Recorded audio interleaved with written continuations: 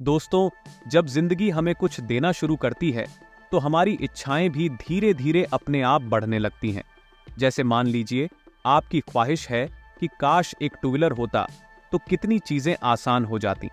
और जब आपके पास टू व्हीलर आ जाता है तो इच्छाओं का कांटा फोर व्हीलर की ओर घूम जाता है। इसका मतलब साफ है कि हम हर वक्त अपनी जिंदगी से और ज्यादा ही मांगते रहते हैं। भले ही आपका दिल बार बार कहे कि थोड़ा है और थोड़ा चाहिए, लेकिन ये दिल है ना, थोड़ी सी मासूमियत के साथ काम करता है। ये दिल आपके पॉकेट की सच्चाई को नजरअंदाज कर अपनी इच्छाओं को सामने रखता है।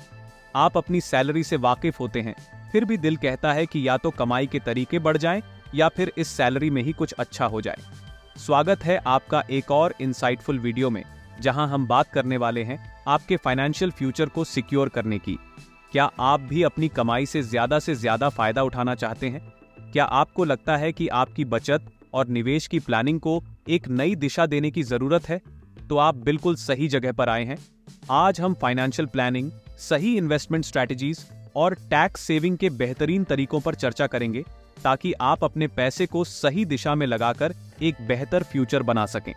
चलिए शुरू करते हैं। दोस्तों, अगर आप एसेट्स और लायबिलिटीज की कॉन्सेप्ट को सही तरह से समझकर इन्वेस्ट करना शुरू करें, तो आप खुद नहीं समझ पाएंगे कि आप कितनी अच्छी बजटिंग कर सकते हैं। सबसे पहली बात यह है कि जिस काम को आप कर रहे हैं उसकी पूरी जानकारी होना बेहद जरूरी है। जैसे कि अभी हम बात करेंगे फाइनेंशियल प्लानिंग के बारे में, खासकर बैंकिंग और इन्वेस्टमेंट के जरिए। सबसे पहली जरूरत यह है कि आप अपनी फाइनेंशियल प्रोफाइल को समझें और जानें कि उसमें कौन कौन सी बातें खास ध्यान देने वाली हैं। जैसे कि आपकी इनकम कितनी है और उसके मुकाबले आपके एक्सपेंसेस कितने हैं। अब जब बजट की बात हो रही है तो आपको अपनी नेटवर्थ का भी पूरा अंदाजा होना चाहिए। हो सकता है कि आप में से कई लोगों को नेटवर्थ का मतलब न पता हो। इसका आसान तरीका है कि आप अपनी पर्सनल प्रॉपर्टी में से पर्सनल लायबिलिटीज को घटा दें। इससे आपकी नेटवर्थ निकल आएगी। सीधी भाषा में कहें तो म्यूचुअल फंड्स, बॉन्ड्स, एफडी या गोल्ड आपकी पर्सनल प्रॉपर्टी होती है, जिनसे आपकी अच्छी खासी सेविंग्स हो जाती है। वहीं पर्सनल लायबिलिटीज का मतलब है लोन्स या क्रेडिट कार्ड बिल्स, जो आपको चुकाने होते हैं। अब जब पेमेंट्स की बात हो रही है तो एक और चीज जो जरूरी है वह है पेमेंट का फ्लो, यानी कि समय पर पेमेंट्स होना चाहिए, वरना आपको पेनल्टी भरनी पड़ेगी और इसका असर आपके बजट पर जरूर पड़ेगा। इसी के साथ फाइनेंशियल मैनेजमेंट में सही लाइफ इंश्योरेंस या हेल्थ इंश्योरेंस का होना भी जरूरी है, ताकि किसी भी फाइनेंशियल क्राइसिस के वक्त ये आपके काम आ सके। और हाँ, टैक्स पे करना न भूलें। टैक्स को एक फाइनेंशियल बर्डन न समझें, बल्कि इसे एक नेसेसरी फाइनेंशियल रिस्पॉन्सिबिलिटी के रूप में लें। आप अपने फाइनेंशियल पोर्टफोलियो में टैक्स बेनिफिट इन्वेस्टमेंट्स को जरूर शामिल करें। इसके लिए ईपीएफ, पीपीएफ, ईएलएसएस, एनएसएस जैसे ऑप्शंस में इन्वेस्ट करना फायदेमंद साबित होगा।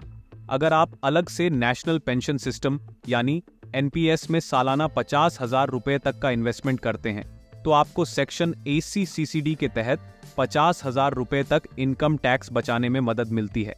इसके अलावा बैंक और पोस्ट ऑफिस की टैक्स सेविंग एफडी में इन्वेस्ट करके सेक्शन 80C के तहत टैक्स बचा सकते हैं।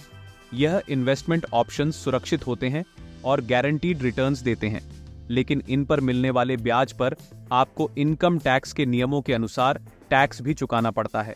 तो दोस्तों, अगर आप अपनी फाइनेंशियल प्लानिंग को स्मार्टली मैनेज करना चाहते हैं तो कुछ बातों का हमेशा ध्यान रखें। जैसे कि एक निवेशक की तरह सोचें। ऐसा नहीं है कि जिनके पास बहुत पैसा है वही लोग अमीर बनते हैं। सही तरीका ये है कि जो लोग कमाते हैं वे अपने पैसों को सही तरीके से इन्वेस्ट करके उसे भविष्य में दोगुना कर लेते हैं। छोटी छोटी इन्वेस्टमेंट्स आपका भविष्य सुरक्षित कर सकती हैं। इसलिए अगर आप शॉर्ट टर्म या लॉन्ग टर्म सेविंग्स का कोई गोल सेट करते हैं तो उसी हिसाब से अपनी सेविंग स्ट्रैटेजी बनाएं। जैसे किसी बैंक में की गई आरडी शॉर्ट टर्म सेविंग होती है और किसी प्रॉपर्टी और गोल्ड में की गई सेविंग्स लॉन्ग टर्म इन्वेस्टिंग होती है। हमेशा इस बात का ध्यान रखें कि हमारी जरूरतें चाहे कितनी भी बढ़ जाएं, लेकिन हमारी सेविंग्स की रफ्तार हमारी जरूरतों से 4 गुना अधिक होनी चाहिए। अगर आप अपनी कमाई से एक अच्छा अमाउंट बचाते हैं तो इसे कंजूसी न समझें, बल्कि यह आपके फ्यूचर के लिए एक सही तैयारी होगी।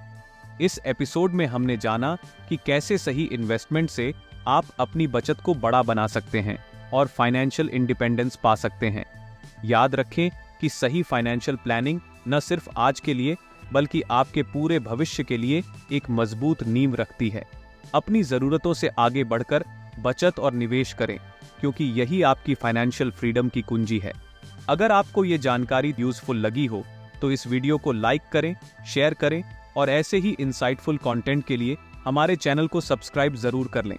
फाइनेंशियल फ्रीडम की इस जर्नी में हम आपके साथ हैं। मिलते हैं अगले एपिसोड में, तब तक के लिए keep investing, keep smiling. Thank you.